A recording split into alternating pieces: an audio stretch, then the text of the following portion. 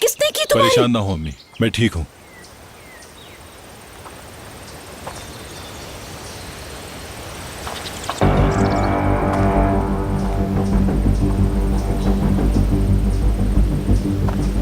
सारे शहर के सामने बंदूक निकालने की क्या जरूरत थी तुमको?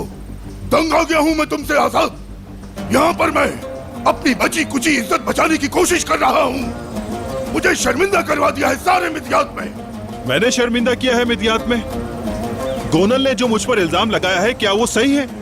आप बताइए, क्या मैं चुप रहूं? बताइए मुझे, क्या मैं अपने ऊपर लगाए हुए इल्जाम को हटा भी नहीं सकता? क्या मतलब है? तुम ये क्या कह रहे हो आजाद?